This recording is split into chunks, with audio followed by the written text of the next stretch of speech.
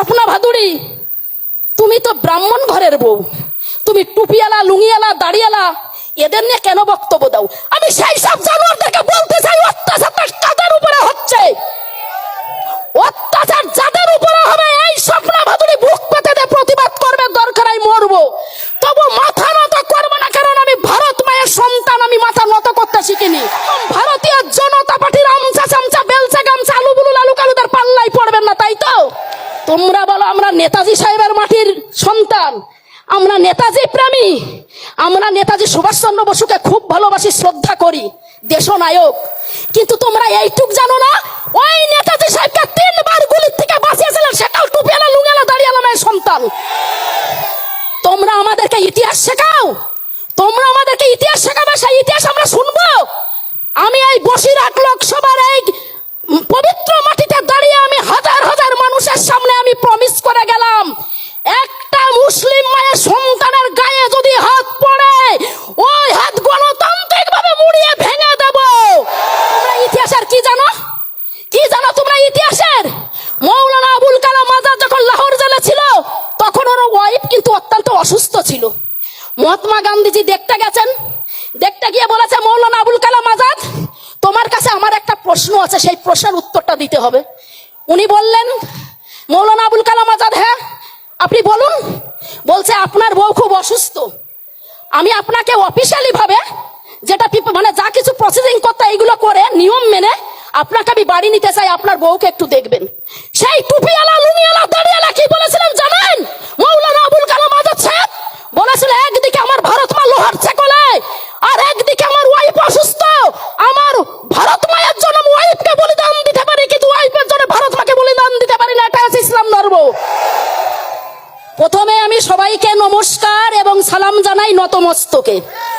বসিরহাট লোকসভা এবং হিঙ্গলগঞ্জ বিধানসভার প্রত্যেক পরিবারকে জানাই বড়দেরকে প্রণাম, সালাম এবং ছোটদেরকে অনেক অনেক অনেক ভালোবাসা। আমার সব প্রিয় ভক্তরা এসছেন, আমি সত্যিই খুব খুশি যে আমার মতন একজন সাধারণ মানুষের জন্য আপনারা হাজার হাজার মানুষ আপনারা অপেক্ষা করছেন, এইটা আমার জীবনে অনেক বড় কিন্তু পাওনা। এটা সবাই ভালো আছেন তো? ভালো থাকতে হবে তো? মোদিজির বিরুদ্ধে কথা বলতে হবে তো? কিন্তু কোন রকম ভাবে কিন্তু উত্তেজনা হলে হবে না। দ্বিতীয় মুর্শিদাবাদ এই ভারতবর্ষের কোন মাটিতে আমরা তৈরি হতে দেব না, প্রমিস করতে হবে আমাদেরকে, তাই তো? তারপর আমি আর একটা কথা বলতে চাই, এই মঞ্চে উপস্থিত রয়েছেন যেসব মৌলানা সাহেবরা রয়েছেন, প্রত্যেকে সম্মানীয় আমার গুরুজনেরা রয়েছেন, আমার ভাইয়েরা রয়েছেন, তাদেরকে অনেক অনেক ধন্যবাদ জানাই এত সুন্দর একটা প্রিপারেশন নেওয়ার জন্য। সেই সঙ্গে অনেক অনেক ধন্যবাদ জানাই আমি হাসনাবাদ থানার যিনি ভারপ্রাপ্ত অফিসার রয়েছেন এবং সেই সঙ্গে প্রত্যেক পুলিশ অফিসারদেরকে, যে এইখানে আমাদের অন্যায়ের বিরুদ্ধে এবং ন্যায়ের পক্ষে প্রতিবাদ করার জন্য আমাদেরকে সুযোগ করে দিয়েছে, তাই তো? হাসনাবাদ থানার জন্য, ভারপ্রাপ্ত অফিসারের জন্য একটা জোরদার হাততালি হোক। কারণ আমাদের প্রোটেক্ট করে, আমাদের সমাজকে শান্তিপ্রিয় রাখে কিন্তু আমাদের পুলিশ প্রশাসন। সেই পুলিশ প্রশাসনকে প্রত্যেকটা টাইমে কিন্তু আমাদেরকে মনে রাখতে হবে, ওনাদেরকে কিন্তু রেসপেক্ট দিয়ে ওনাদেরকে রেসপেক্টের সহিত কথা বলতে হবে। তবে একটা কথা বলবো, আমি জানি না কতটা কি বলতে পারবো, আমার আগে যারা বক্তব্য দিয়েছেন আমি কিছুটা গাড়ির মধ্যে কাজ খুলে শুনতে শুনতে এসেছি। ইভেন এখানে যখন আমি আসলাম, যখন আমি শুনলাম ভদ্রলোক গেল, ওনার নামটা আমি জানি না, ওনার বক্তব্য শুনে সত্যি আমি ভীষণ খুশি হয়েছি। ওনাদের থেকে আমাদেরও অনেক কিছু শিক্ষার দরকার আছে, কারণ আমি মনে করি শিক্ষার কোনো শেষ হয় না, একটা ছোট্ট বাচ্চার কাছ থেকেও কিন্তু কিছু শিক্ষা অর্জন করা যায়, তাই তো? তো যাই হোক, এবার আমি মোদি চাচা, অমিত চাচা, আমাদের আছে অমিত চাচা, আমাদের হচ্ছে যোগী চাচা, এনাদের নিয়ে একটু কথা বলি, তাই তো? এত সুন্দর একটা মঞ্চ পেয়েছি, এই সুযোগ একদম হাতছাড়া করব না। তারপর আপনাদের ঈদ কেমন গেছে বলুন? ভালো গেছে? আমি ঈদে গতবার এসছিলাম জগৎবল্লভপুর, আমার সঙ্গে সেই ভাই এসছে, মিলন ভাই, ওটো মিলন মন্ডল, ও একজন ইসলাম ধর্মের ছেলে, খুবই ভালো ছেলে, একজন স্কুল মাস্টার। এই ভাইয়ের বাড়িতে আমি এসছিলাম, আর এইবার গেছিলাম আমি হুগলি জেলাতে। তো যাই হোক, আর বেশি কথা বলে নষ্ট করব না, কারণ আপনাদের প্রত্যেকের টাইমের অত্যন্ত মূল্য আছে। আমি একটু দেরি করে এসেছি, তার জন্য সকলের কাছে আমি ক্ষমা প্রাপ্ত, আমাকে ক্ষমা করবেন। ঘরের মেয়ে, ঘরের বোন, ঘরের দিদির মতন মনে করে আমাকে ক্ষমা করে দেবেন। এইবার আসি 2014 থেকে একটুখানি পুজো পাঠ করি, তাই তো? দেখুন, আমি একটা কথা বলি, প্রথম কথা আছে, এই যে ওয়াকফ বোর্ডের যে ওনারা কালো আইনটা পাশ করেছে রাতারাত, ঠিক আছে, অনেক রকম কিন্তু এর মধ্যে মাস্টার মাইন্ড আছে। এই যে আইনটা পাশ করেছে, কিন্তু এনাদের জানা নেই যে আইন যেমন পাশ করেছে আবার সেই আইন কিন্তু উইথড্র করতে হবে, তাই তো? একবার হাততালি হোক না, হাততালি গেল কোথায়? একবার হাততালি হোক। কৃষকদের যে বিলটা পাশ করিয়েছিল কৃষি বিল কালা আইন, সেটা তো উইথড্র করতে বাধ্য হয়েছে মোদি চাচা। আমি আশা করি বা আমি 100% শিওর, কারণ এই ভারতবর্ষের মানুষ সর্বধর্মের মানুষ বাস করে, হিন্দু মুসলিম শিখ ইসাই জৈন বৌদ্ধ অল কমিউনিটির মানুষ, তাই তো? একদিকে মন্দিরে পুজো হয়, একদিকে আল্লাহর কাছে নামাজ আদায় করা হয়, একদিকে যিশুর কাছে প্রে করা হয়, একদিকে গুরুদুয়ারে কিন্তু গুরু নানকের কাছে স্মরণ করা হয়, তাই তো? এটা সেই মাটি, এটা বিজেপি আর এস এর বাবার মাটি নয়। এটা এই মাটি আমাদের 140 কোটি মানুষের মাটি। যারা বড় বড় কথা বলছে যে তুমি মুসলিম কিনা তোমাকে ইনভেস্টিগেশন করতে হবে, তুমি কতদিন নামাজ আদায় করছো তোমার একটা পরীক্ষা নিরীক্ষা করতে হবে, তুমি পাকিস্তানের কি আফগানিস্তানের কি বাংলাদেশের কি মায়ানমারের আমরা ইনভেস্টিগেশন করব, আমি সেই সব নেতা মন্ত্রীদেরকে একটা কথাই বলতে চাই। এই কথা বলার আগে একটাই কথা মনে রাখবেন, এই মাটি কিন্তু স্বাধীনতার পেছনে হিন্দু মুসলিমের অবদান বলিদান, রক্ত ঝরিয়ে এই মাটি কিন্তু স্বাধীন করেছে। সেখানে আর এস এস 14 গোষ্ঠীর একজনও কিন্তু রক্ত দিন এই মাটিতে। অতএব আপনারা যতই ওয়াকফ বোর্ডের কালা আইন পাস করুন, আপনাদের সাকসেস কোনোদিনও হবে না এই আইডিওলজি।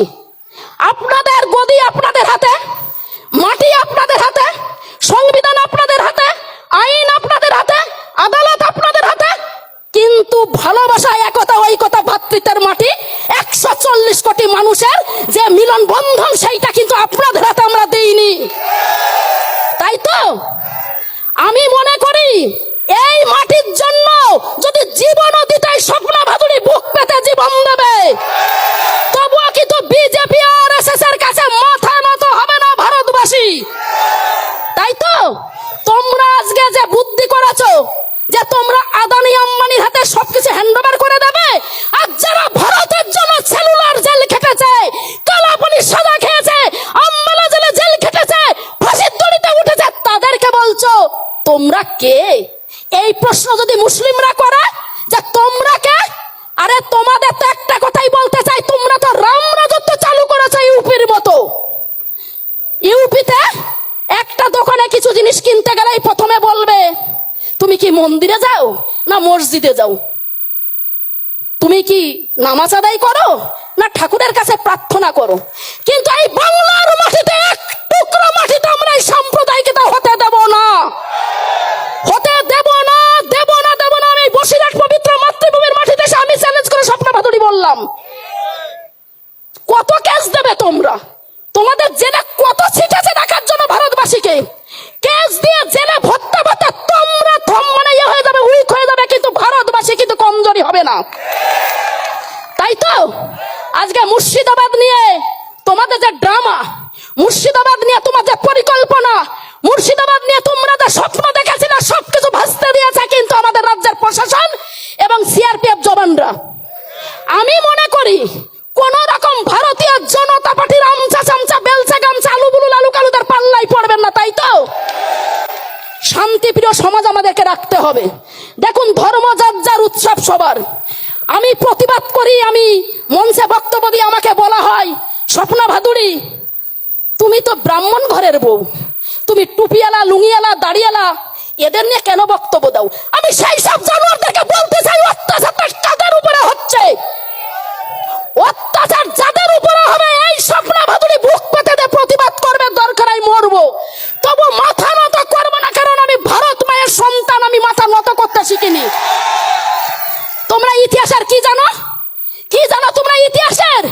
মৌলানা আবুল কালাম আজাদ যখন লাহোর জেলে ছিল তখন ওর ওয়াইফ কিন্তু অত্যন্ত অসুস্থ ছিল। মহাত্মা গান্ধীজি দেখতে গেছেন, দেখতে গিয়ে বলেছে মৌলানা আবুল কালাম আজাদ তোমার কাছে আমার একটা প্রশ্ন আছে, সেই প্রশ্নের উত্তরটা দিতে হবে। উনি বললেন মৌলানা আবুল কালাম আজাদ, হ্যাঁ আপনি বলুন। বলছে আপনার বউ খুব অসুস্থ, আমি আপনাকে অফিসিয়ালি ভাবে যেটা মানে যা কিছু প্রসেসিং করতে এইগুলো করে নিয়ম মেনে আপনাকে আমি বাড়ি নিতে চাই, আপনার বউকে একটু দেখবেন। সেই টুপিওয়ালা লুঙ্গিওয়ালা দাড়িওয়ালা কি বলেছিলেন জানেন? মৌলানা আবুল কালাম আজাদ সাহেব বলেছিল একদিকে আমার ভারত মা লোহার ছেকলে আর একদিকে আমার ওয়াইফ অসুস্থ, আমার ভারত মায়ের জন্য ওয়াইফকে বলিদান দিতে পারি কিন্তু ওয়াইফের জন্য ভারত মাকে বলিদান দিতে পারি না, এটা হচ্ছে ইসলাম ধর্ম।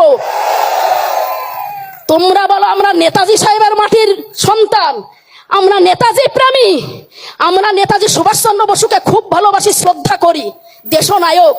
কিন্তু তোমরা এইটুক জানো না, ওই নেতাজি সাহেবকে 3 বার গুলির থেকে বাঁচিয়েছিলেন সেটাও টুপিয়ালা লুঙ্গালা দাঁড়িয়ালা মেয়ের সন্তান। তোমরা আমাদেরকে ইতিহাস শেখাও, তোমরা আমাদেরকে ইতিহাস শেখাবে, সেই ইতিহাস আমরা শুনবো? আমি এই বসিরহাট লোকসভার এই পবিত্র মাটিতে দাঁড়িয়ে আমি হাজার হাজার মানুষের সামনে আমি প্রমিস করে গেলাম, একটা মুসলিম মায়ের সন্তানের গায়ে যদি হাত পড়ে ওই হাত গণতান্ত্রিক ভাবে মুড়িয়ে ভেঙে দেব। আমাদের ভালোবাসা, একতা, সম্প্রীতি, ভ্রাতৃত্বের মাটি তোমাদেরকে কে বলেছে অভিশপ্ত করে দেওয়ার? তোমাদের কোনো অধিকার নেই।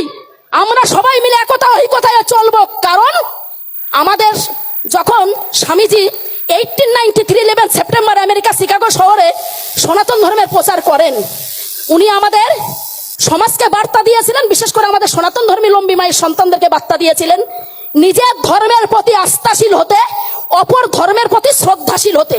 তোমরা আজকে স্বামীজির নামে তোমরা মানে পুরো ধর্মটাকে শেষ করে দিচ্ছ, তোমরা রাস্তায় নামিয়ে দিয়েছো সনাতন ধর্মকে। আমি মনে করি শুধু আজ মুসলিমদের পেছনে লাগেনি, আজকে মুসলিমদের পেছনে লাগছে